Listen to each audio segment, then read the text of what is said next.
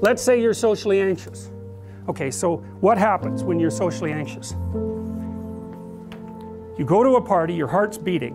Why? The party is a monster.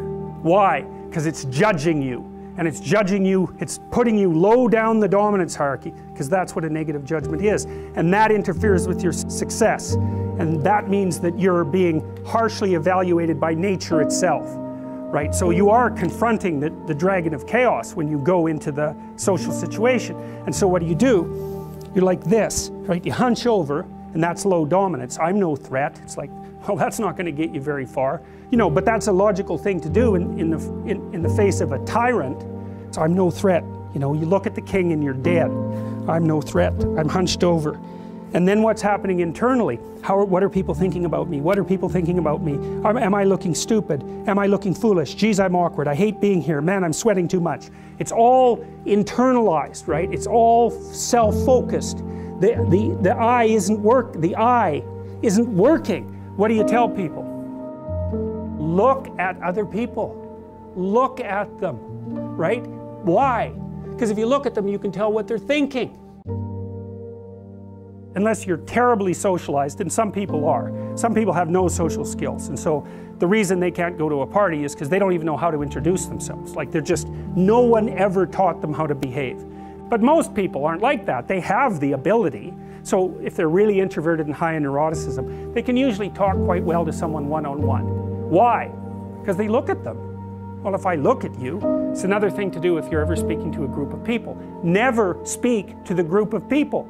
It doesn't exist. You talk to individuals, and then they reflect for you the entire group, because they're all entrained.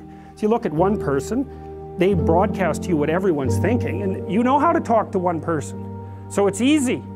So as soon as you focus on the person, not you, push your attention outward, use your eye, you push your attention outward, and you start watching, well then all your automatic mechanisms kick in. The thing that enables you to win the set of all possible dominance hierarchies is the eye. Pay attention. Pay attention. That's the critical issue. What do you pay attention to most? What your right hemisphere signals as anomalous. It attracts your attention. It's like, this isn't going quite right. I'm not looking at that. Wrong.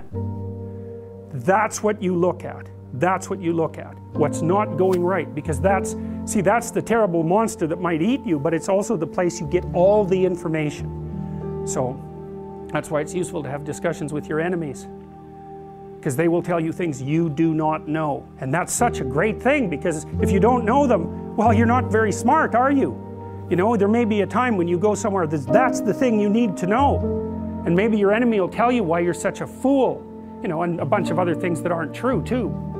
But even one thing that's accurate, it's like, yeah, thanks very much, man, maybe I'll do some work on that, and I won't have to carry that forward. So, and then that's part of the reason, again, why the terrible predator, it's always the terrible predator that has the gold. It's like, it's the person who delivers the message you do not want to hear.